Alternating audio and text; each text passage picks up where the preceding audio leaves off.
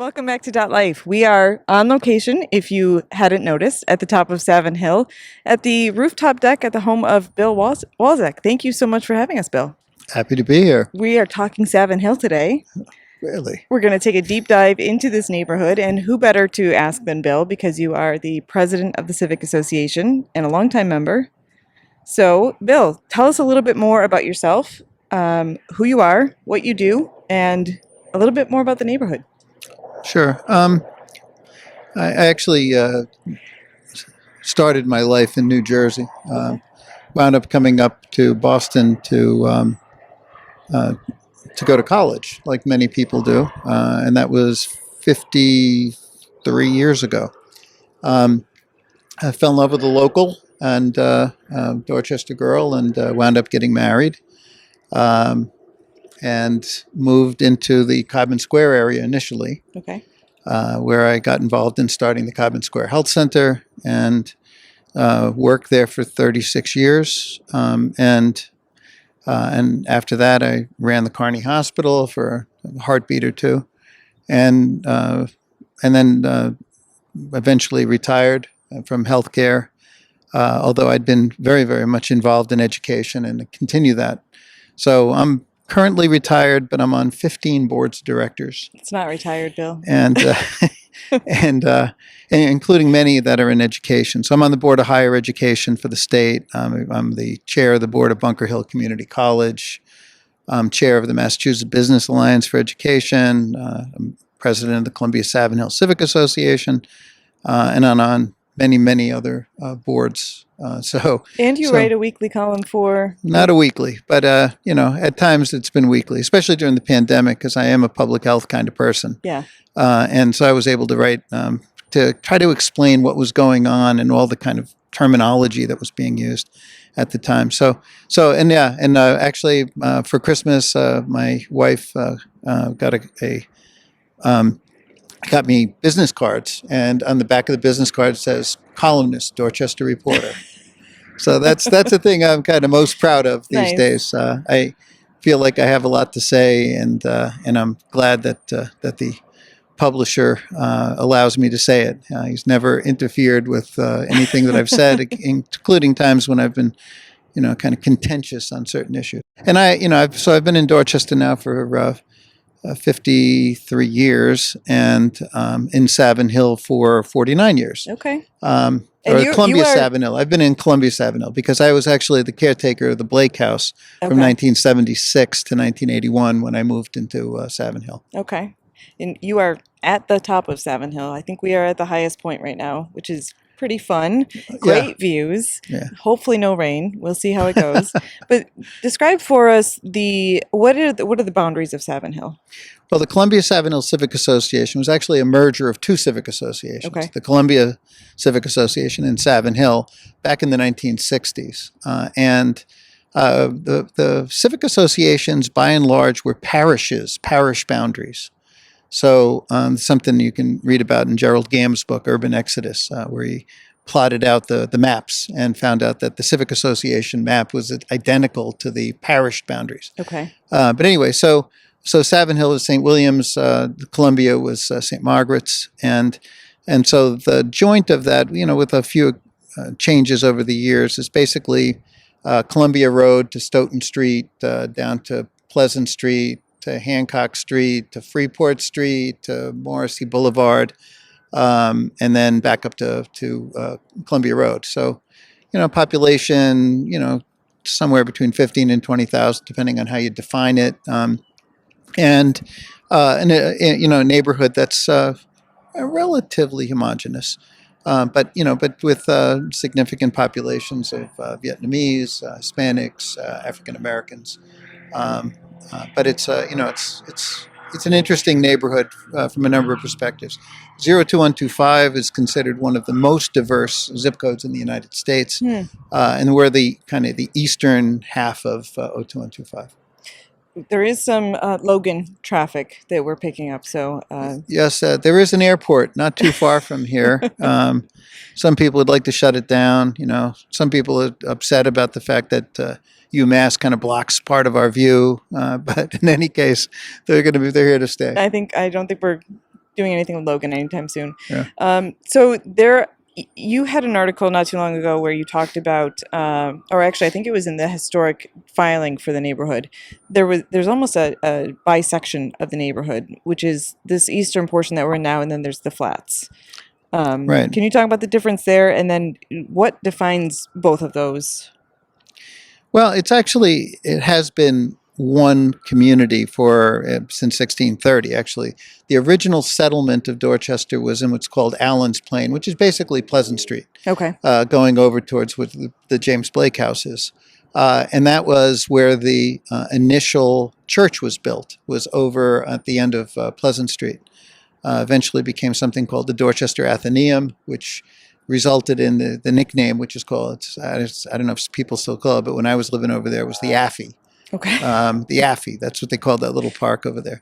But in any case, and so initially the fear of the initial settlers, the Puritan settlers, was that the French were going to come by and try to take their land away. And so they had a law that all the houses had to be built within a quarter mile of the meeting house. And so all the initial houses were over there. This area in 1639 was fortified. Actually, there were cannon put up on top of here to guard against the French. Okay. The Indian population had been kind of wiped out by a plague, which everybody assumes was smallpox or other kinds of poxes that came with the white people from England. And so there weren't a lot of Native Americans in this area at the time of settlement. And during that period of time, there weren't any houses over in Savin Hill, which is now called Savin Hill, over the bridge, which is basically the bisected area where the Red Line and the Southeast Expressway go. Mm-hmm. And until basically when the steam railroads came through in the 1840s, then there were some houses that were built over here, and they tended to be mansions. I showed you a picture of one earlier. Big mansions that were built over here, and it was because of close to the water, breezes from the ocean, and that was an attraction for wealthy people. In 1822, Joseph Tuttle built a hotel where Cristo Rey High School is now, and that hotel was indicated that there were well-off Bostonians that would come out here for the summer to get away from the heat of downtown and be in an area where it was considered healthier. Sea breezes were considered healthier, and so that led to more and more houses that were built over here. But almost all of those are gone. Okay. Virtually almost everything that's in the Columbia-Savin Hill area, with a few exceptions like the Blake House and a few other properties and in the Jones Hill area,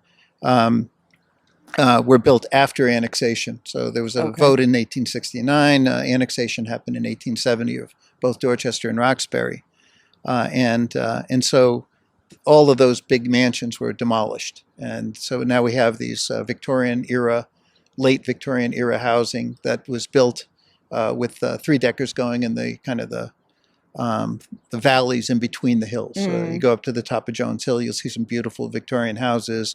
In Savin Hill, you'll see some beautiful Victorian houses, and then kind of in the lower level areas that's where the three-deckers came in, and they came in because the trolley cars were built. Trolley car lines were built in the late 1890s. Okay. And that's when you start seeing all the three-deckers.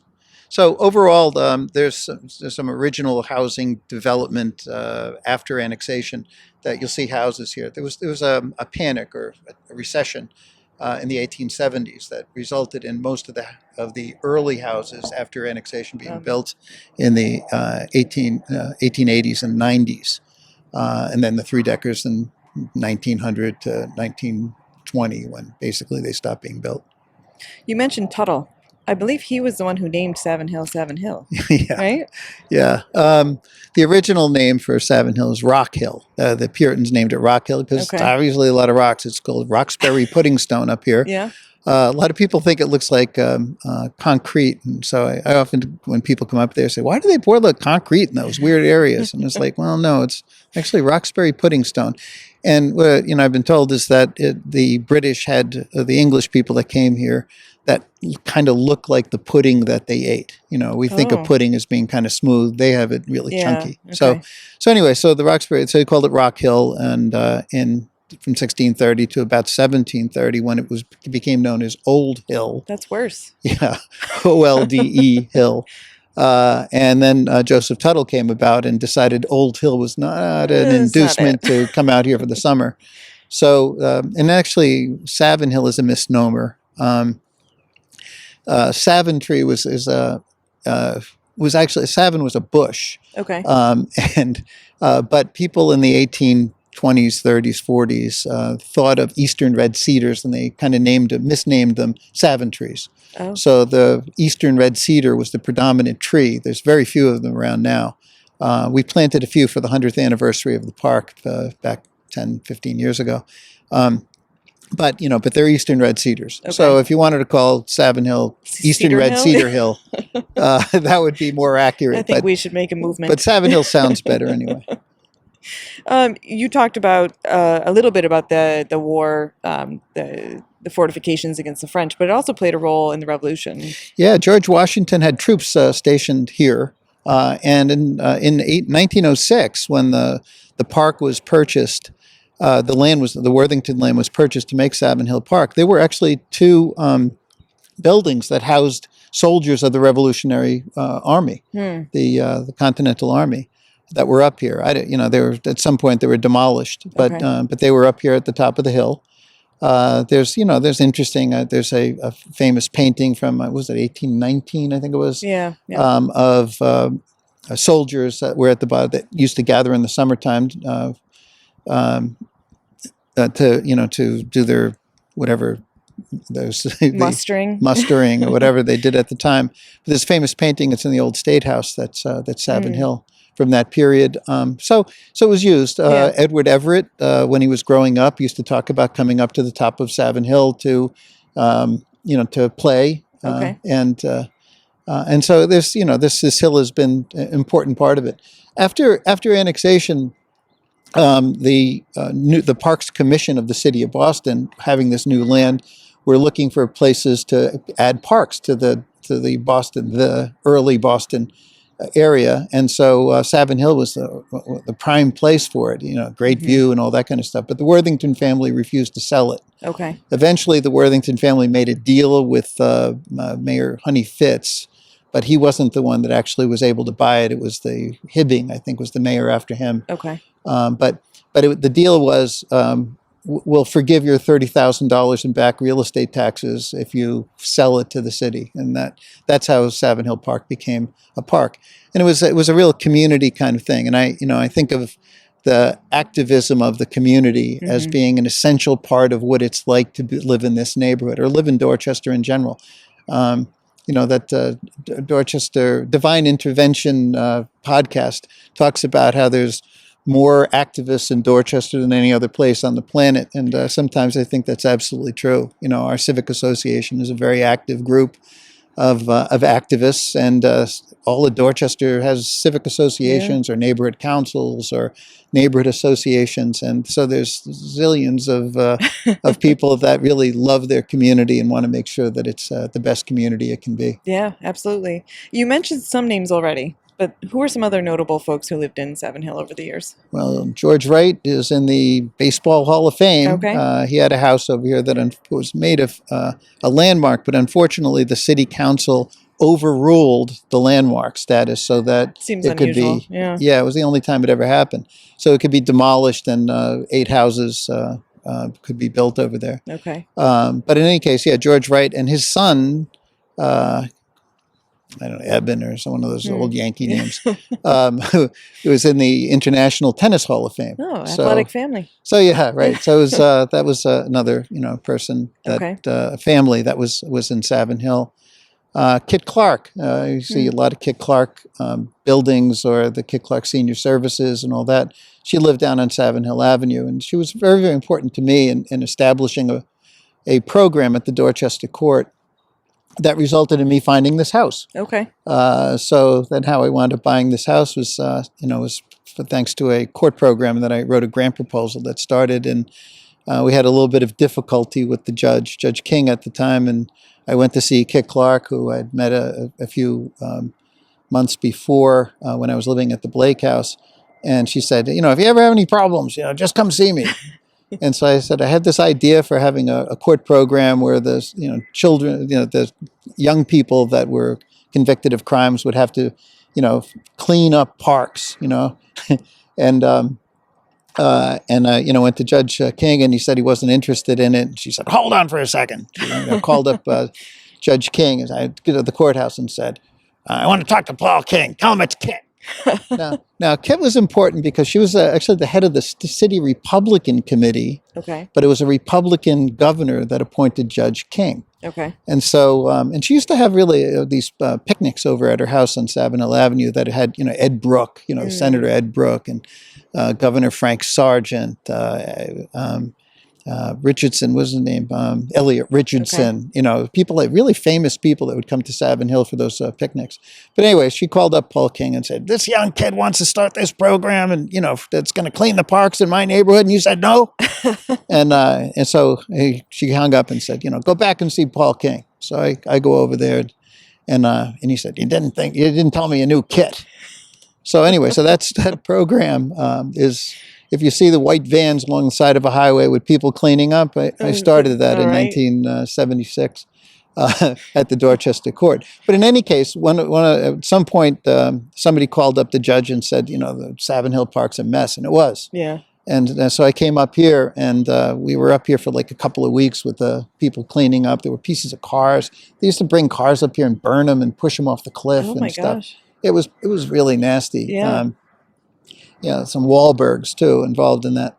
But anyway, Mark Wahlberg. Yeah, Mark Wahlberg was Pepperell person. Street, right? Yeah. Well, he was up here a lot. Mark and Donnie. And I used to call the cops on him all the time. But in any case, so we were up here, and this old man came out, and he said, thanked us for cleaning the park, and then he showed me his house, and I was like, whoa, this has a great view. Yeah. And I asked him if he was ever interested in selling, to give me a call, and 4 years later he called me. So and you put this roof deck on. I put the roof deck on because it was a great call. It's a beautiful place. In any case, yeah. So this, I lived in the Blake House, and that's kind of an interesting story too. I became a probation officer because of that program that I wrote a grant proposal for, and at one point there were, after busing started, there were some really bad things happening over by the Blake House. And some kids used to gather behind it, and they'd go out and stone buses as the buses would go by. And so the people that were living in the Blake House just left suddenly, and the Dorchester Historical Society was afraid that somebody would burn the house down. Yeah. And one of the members of the board said, "I know this guy is a probation officer." So they called me up, and it just so happened I was taking courses in colonial history at UMass Boston. And so it was a perfect place that I said, God, I'm happy to go there. Yeah. So I wound up, going there thinking I'd be there for a couple of weeks, and I stayed for 5 years. So I wound up at the Blake House, and I love that house. It's such a magnificent house. And thankfully, the Historical Society never had enough money to kind of ruin it, like they ruined the Paul Revere house downtown. But a lot of the stuff in that house is original. The chamfering, the gigantic beams. It's a beautiful house. That's great. Were there any mob ties in this area? I feel like there were definitely some shady dealings on Savin Hill at some point. Yeah, Don and Holly Walsh will tell you that just before they bought their house at the bottom of the hill, there was a shooting in back of the house where, one of Whitey's people chased a guy and shot him, killed him. And then there was another case. If you read Black Mass, the book Black Mass, there was an incidental shooting that Whitey Bulger did where he killed the wrong person. And I hate when that happens. Yeah, and he wound up coming over to a house on Savin Hill Avenue and said, geez, I killed the wrong, I thought it was Paulie, but it was really Peter, and I wound up killing him. And apparently the guy that lived in the house said, "Oh, Whitey, it's okay. Don't worry about it. Let's have some steaks." That's in the book. They didn't like Peter either, apparently. Yeah. It didn't matter. Anyway, yeah. So there was some kind of thing, but it's in some ways the Savin Hill over the bridge was kind of a place where people from Southie wound up, if they wanted to get a driveway or something. But But but the Savin Hill area, the Columbia-Savin Hill area, actually has some lovely streets in it. Yeah. All along Pleasant Street, just a beautiful street. It really is, and even it has a lot of three-deckers, but they're really lovely three-deckers in great shape. You got the Blake House over there on Columbia Road, and right around the corner, you got the two clap houses. So there's a lot of history there. Edward Everett was born and raised in a house that was across the street from the Blake House. Speaker McCormick, John McCormick, who was Speaker of the U.S. Congress during the Kennedy administration and Johnson administration, lived on Columbia Road in a two-family house over there. You got Upham's Corner, the burial ground up there was established in 1630. The first gravestone was Bernard Capon, 1638. Wow. That stone is in the Museum of Fine Arts. They put a replacement stone in for it. But there's slave stones in there. There's interesting, some beautiful stones. There's some really interesting history in that place. So that whole area of kind of Edward Everett Square and within like a half a mile of it has tremendous history. Yeah. And it's actually one of the things I love about Dorchester is that we've participated in virtually everything that America has ever done here. Right. From abolition, John Codman in The Minister that Codman Square is named after is an abolitionist. And there's just so many aspects of the First Parish Church up in Meeting House Hill, so from the Revolutionary War to even earlier than that in colonial history,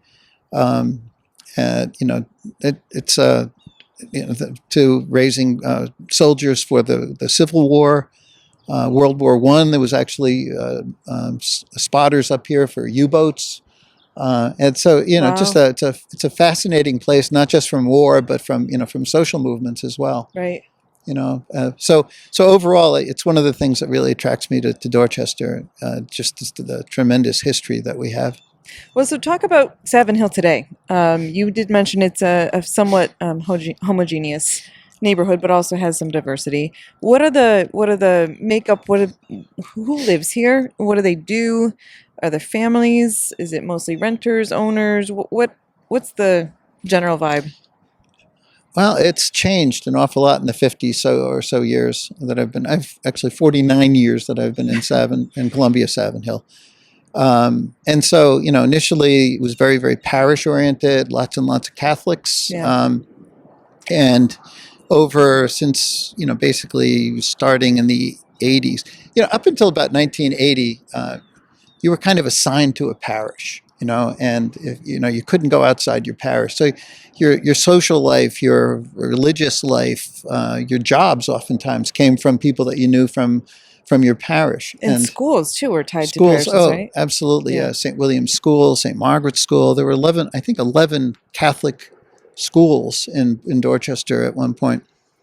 And so, so that was, in this section, it was St. Kevin's, St. Margaret's, and St. William's parishes that were really, really, kind of organized the community. And the schools were the places where people sent their kids. But that all started breaking down in the 1980s and 90s. And then, with the priest scandal and all that, a lot of changes happened. Then they closed St. William's, they closed St. Kevin's. We wound up with St. Margaret's becoming St. Teresa of Calcutta. And so that kind of thing was a major change. And then the schools changed. Yeah. So the glue that kind of held these neighborhoods together, for better and for ill, started disappearing during the time that I've lived here. And so the Civic Association is kind of become the kind of organization that thinks through, like, how do we build a broader sense of community? Yeah. How do we get people to know one another? And so the Civic Association has an events committee that has numerous events during the year, whether it's the Halloween parade or we sing Christmas carols outside. Just before Christmas, we have a picnic in the middle of the summertime. There's sales of the spring sales of plants and stuff like that. Just a number of things. A music event in the fall. So there's a lot of things that we hope will bring people together, but we're also looking at ideas like, having a welcome wagon. Let's trying to find out who are the new people moving in Yeah. and introducing them to the neighborhood and all the institutions and organizations here that are really important, but people might not know. I mean, the Cristo Rey High School is a fascinating place, where the students there work 1 day a week, and that pays their tuition. And it's a free school. It's a free Jesuit school for the students that go there. It's a fascinating idea. It came out of Chicago, but there's beyond that. There's the Historical Society. There's the Boys and Girls Club. There's just so much in the area, and not just the history and stuff like that, but things that people should know when they move into a neighborhood. Yeah. And we should also be doing things like teaching people about how do you navigate the school system. How do you change your heating system to heat pumps? Yeah. Those are things that a civic association can do that maybe used to be done by other kinds of entities or organizations. But, civic associations, need to and are stepping up to try to do that kind of work that used to be maybe done by the church, by the priests, Or by the neighbors who went to those the churches and things. So you would go there for church, but you would meet people, and then they would tell you. And now that doesn't happen as much. So, right, it doesn't happen or as much. But in any case, so there's opportunities to do that, to create a greater sense of community, to give people the opportunity to participate in community efforts. I mean, on my street here, it's like we all know each other. During the pandemic, we used to gather outside, even in the wintertime, pass around some brown liquids and just enjoy each other's company 10 feet apart, Right. But that's the kind of thing that, that good communities have, is that opportunity to get to know your neighbors, to know that you have support or help, And that helps you through times like COVID. Yeah. And it's part of our goal. We have, and the other thing that civic associations do is represent communities' interests when there's development going on. Yeah. Right now, there are about 10,000 units of housing that are planned or being built within like a mile or so of where we're sitting right now. Wow. That's a lot of units. To be double the population of this area, and there needs to be thoughtful process on it. And we don't think the city is doing a particularly good job at comprehensive planning for how do you deal with that kind of population increase? What are the needs? Right. Is our infrastructure good enough for it? What do you do about transportation? Do we need schools? Are we going to build family housing, or are we going to build single bedroom, single bedroom or studios or whatever? Those are all really, really important issues if you're going to establish a community that's good to live in. Right. There's this whole thing about the 10-minute neighborhood. You should be able to get whatever you need within 10 minutes of where you are. Yeah. Those are all really important things that civic associations can do. Yeah. And Columbia-Savin Hill is doing great. that kind of stuff. We have various committees that work on it. We're looking at what could happen in Glover's Corner, which has about 20 acres of developable land. And we want to make sure that whatever's built there is in harmony with the community, and also where, we think about things like, do we need a school? Where's the open space going to be? Grocery stores. Right. Yeah.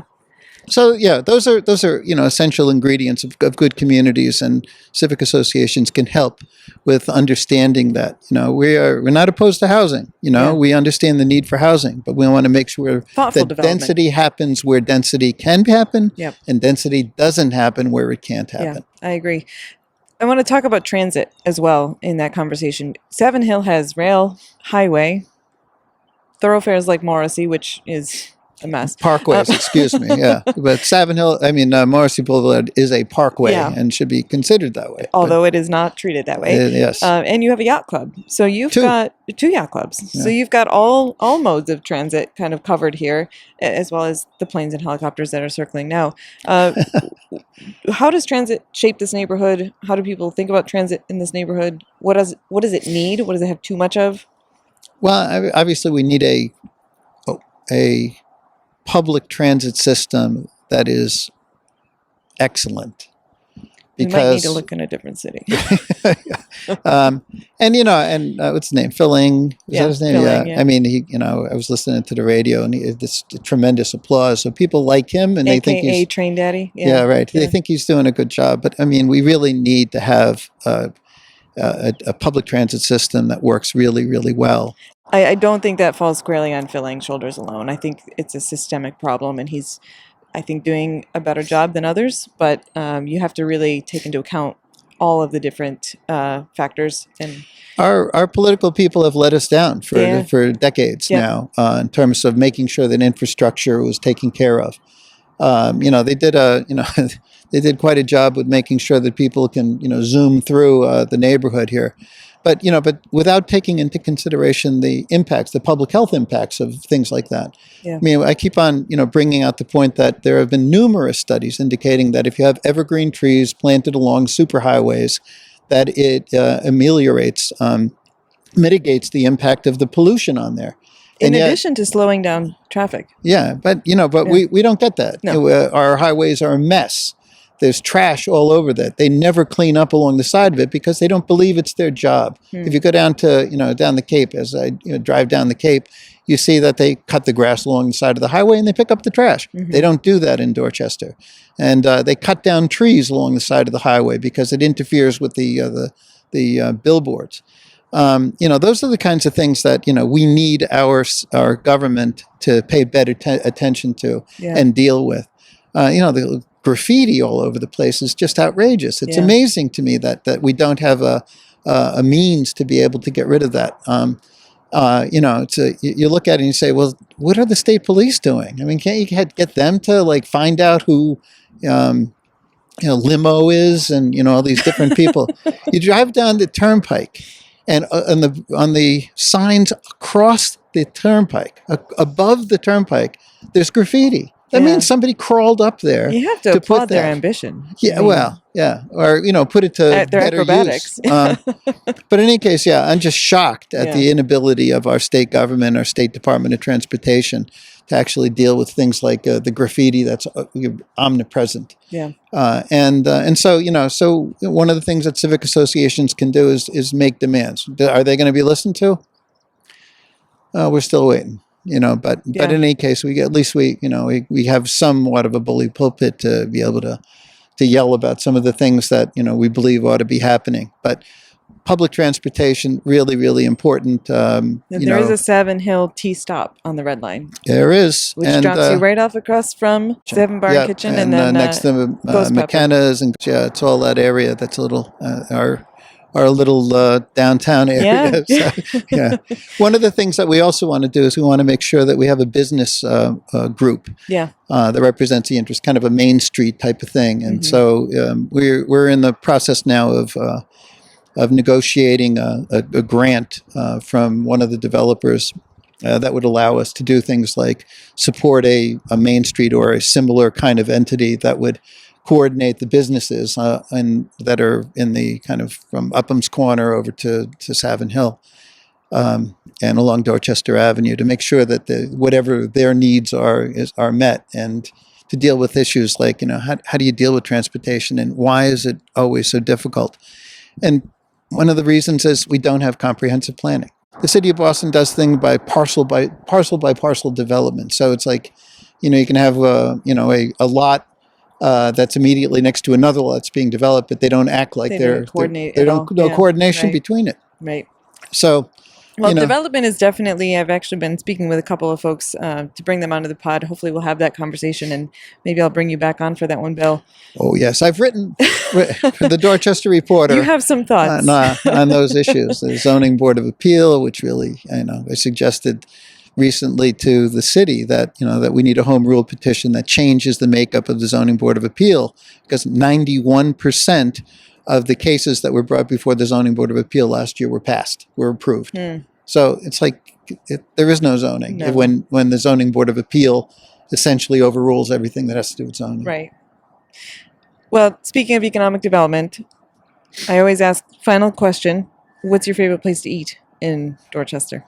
Well, that's it's a very difficult thing to say just one. It's like I'll give you a couple if you need. well, no. I know what I'd like, but overall, I mean, geez, when I moved into Dorchester, we had almost nothing. Yeah. We had the Englewood Diner. I can tell you that, and I love it. I still remember the Englewood Diner. It was a 24-hour operation. Oh, nice. Right That's across rare from in Ashmont Boston. Station. Yeah, that was a fabulous place. $1.60, you get a whole dinner out of it. But anyway, they're gone. Although the Englewood Diner was in that movie Perdition Point, Oh, or okay. Perdition, something like that. It was actually it was Really? in that movie. They had moved the thing to some remote area, but it was actually the old Englewood Diner. Anyway, so I mean, everybody goes to McKenna's. I mean, that's your meeting room. Okay. You have a breakfast meeting, it's at McKenna's. You have a lunch meeting, it's at McKenna's. Sometimes I go down to Homestead, which is another great place in Okay. Dorchester for, if you want to get a cup of coffee and have something really delicious to taste and have a meeting, good place for a meeting. Anyway, but outside of that, the Comfort Kitchen in Upham's Corner is a great place, new place. The Via, and I never know how to pronounce it, Via Canuccia, I think it's like that. Canuccia. Yeah.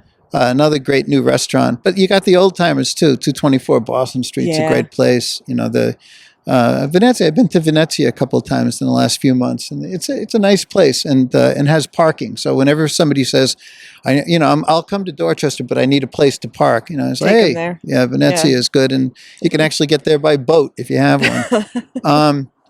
But yeah, I mean, there's just so many great restaurants. You got the Bowery down in the Bread. It's another great place for hamburgers. Yep. And we got this new Yeenies that's just opened up over here. And of course, the Indian restaurant, Shanti, another great place.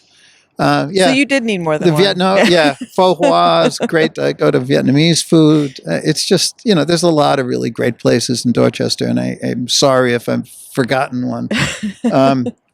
But you can. That's one of the great improvements of Dorchester is that we have tremendously good restaurants that have moved in the past 20 years. I miss the Ashmont Grill. It was a great place. Tavelo's, is good as well. But in any case, but those are wonderful places to eat. And what's interesting was after Comfort Kitchen wound up in the New York Times. Yeah. All of our suburban friends started calling and said, tell us about this place. Will you go out to dinner with us? Because, there's still the suburbanites are hesitant to come to Dorchester, but they figured, well, if we were there, it would be okay, So, oh my gosh. But yeah. Via Canuccia actually made a New York Times list recently too. Really? One of the top 100 restaurants in the country, I think. Yeah. No kidding. Yeah. Wow. Yeah, well, they definitely deserve it. It's they've done a great job. I'm just sorry that it's not a bigger restaurant. I would say the same for Comfort Kitchen. They're both smaller. Well, the Comfort Kitchen's opening up a new place over in Alston. I did not know that. Yeah, I saw it in the Globe. Okay. And then we got our Ghost Pepper and Savin Bar and Kitchen, and just at the bottom of the hill, so it's an easy place to get to. Yeah. So, yeah, and there's no lack of options. No lack of options in Dorchester, and that's one of the great improvements that I've seen in my 49 years here. Well, those are some awesome recommendations. And Bill, I can't thank you enough for letting us crash your place and check out this view. We're going to get a couple pan shots before we go, but thank you so much. Really appreciate it. My pleasure. Come by anytime. Thank you.